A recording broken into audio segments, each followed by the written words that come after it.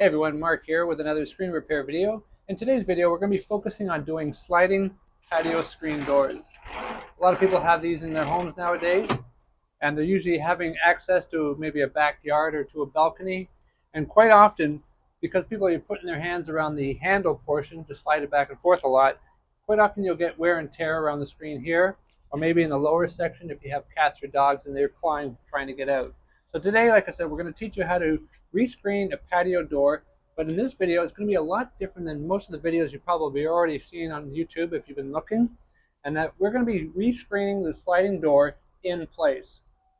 So a couple of reasons why you may want to, or in some cases have to, rescreen a patio door while it's in place and riding on the track is because, well, for one, if you have an older home and you've got this very large opening where your door is, homes after several years will start to settle.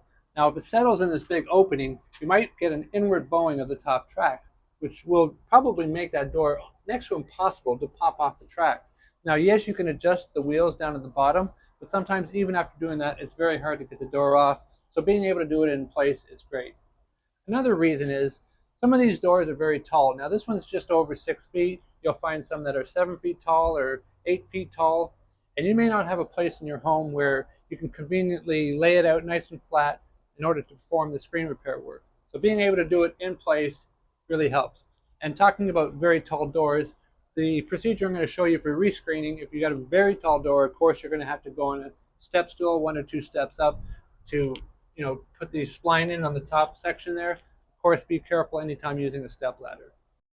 And before I start this rescreening tutorial, you may want to watch right to the end because I'm going to actually show you how to pop a screen door off the track and put it back on for those of you who are able to do so. So the first thing you're going to want to do is use a flathead screwdriver. Try to push that into the corner underneath where the spline is and see if you can pop that out.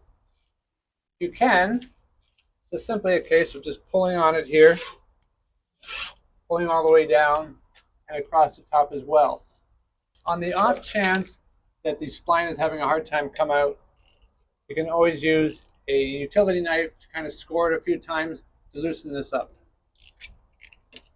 One last thing too is before you go and you buy your screen kit and your spline, your replacement spline, you may want to take a sample of the old spline so that you can make sure you get the right size. So now that the old mesh is off, you want to take the new screen. You want to roll it out to the total length of the door, rolling it out a little bit longer than the actual length that you need.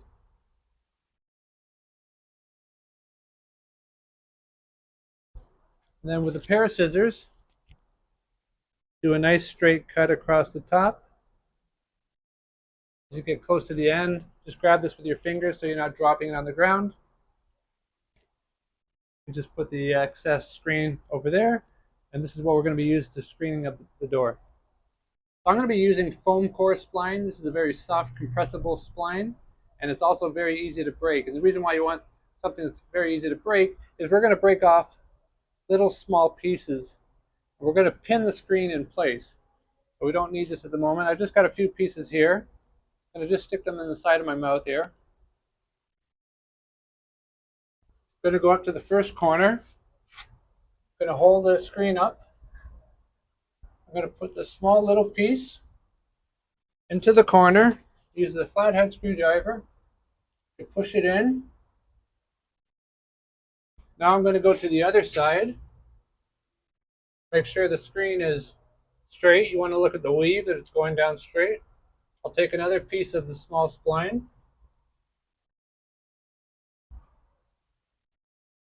And I'll push that in.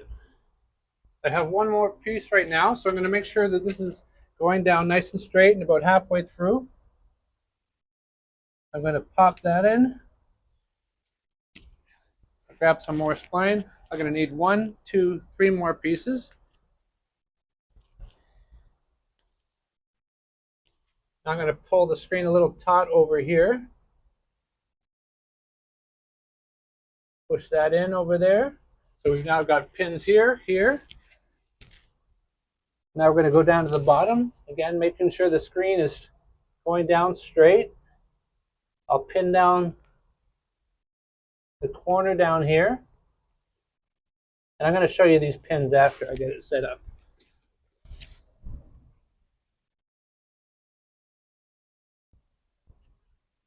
Okay, I've got 6 pins all together.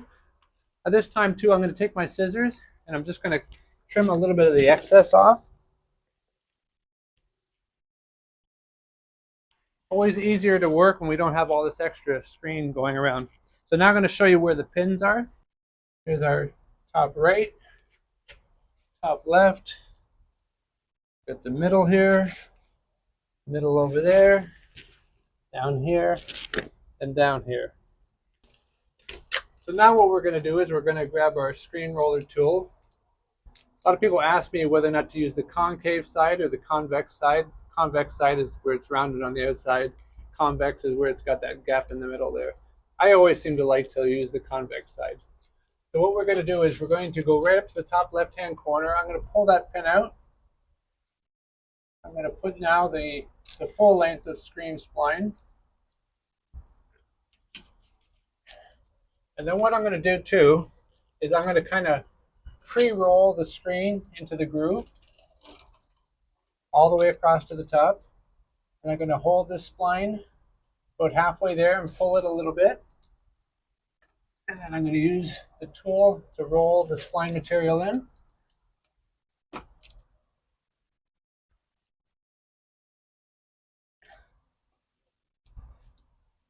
Now I can pull out the pin on the other side.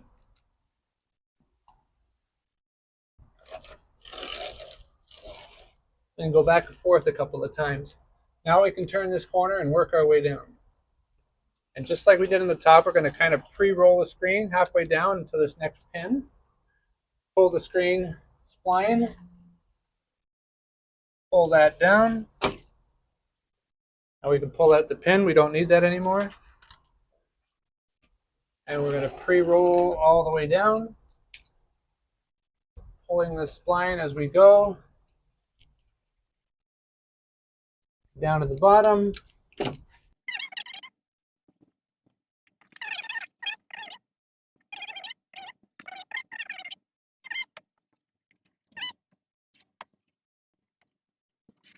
We'll pull out the bottom left-hand pin.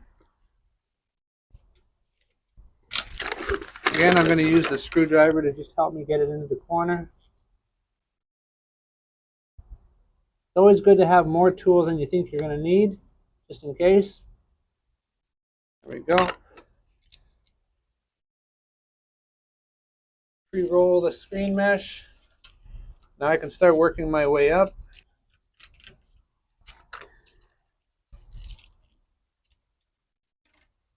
You want to observe on the other side to make sure that you're pulling the screen taut.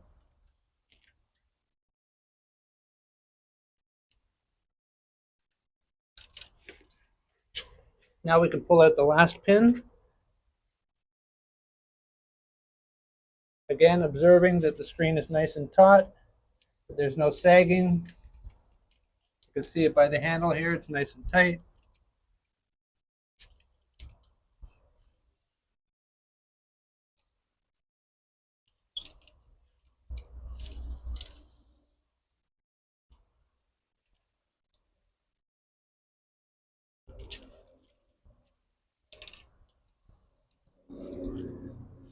Get it right up to the corner. Leave a little bit hanging out. And then you can gauge just by looking at it where to cut the spline. Pass that off to the side. Use our flathead screwdriver now to get this right into the corner.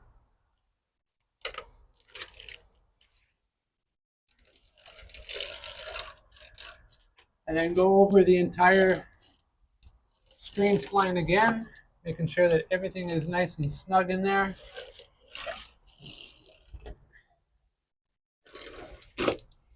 Okay, looks good.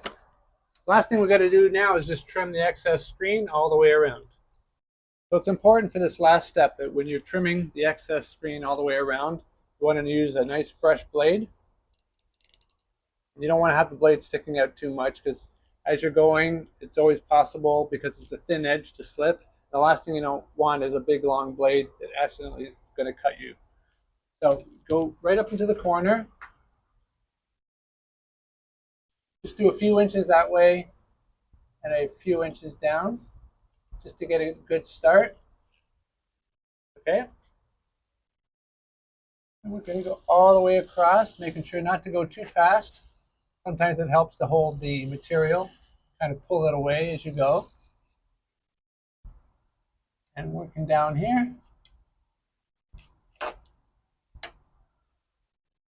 Sometimes it could be a little tricky to get into the corner. There we go. Pull it down. Careful around the handle.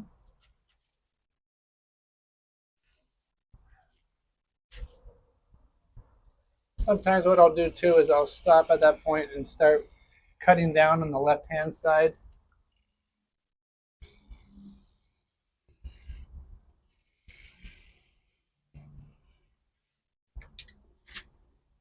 And then finally down to the bottom.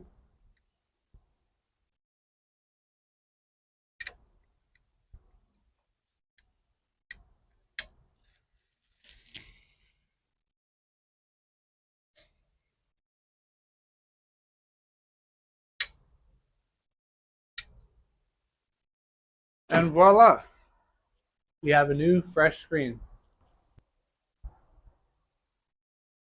Good. Nice and evenly taut. All the way down. All the way around.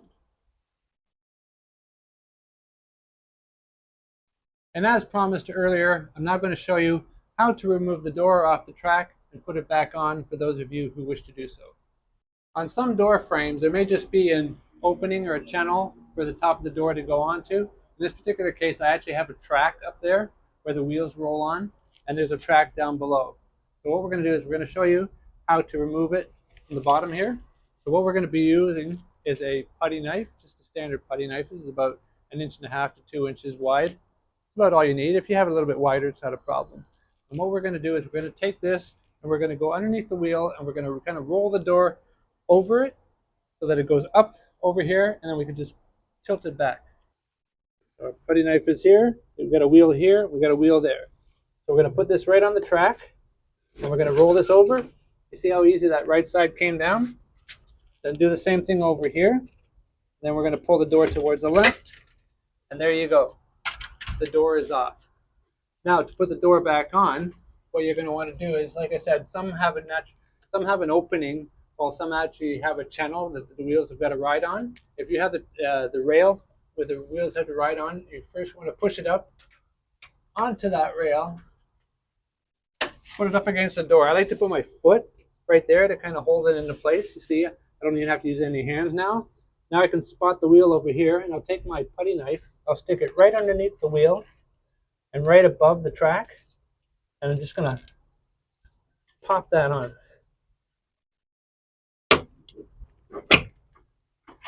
Now I can do it on the other side.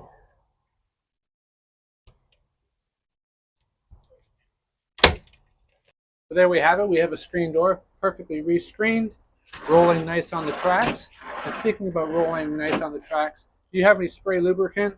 One of the things you can do is spray it on the bare track and then run the screen door over a few times.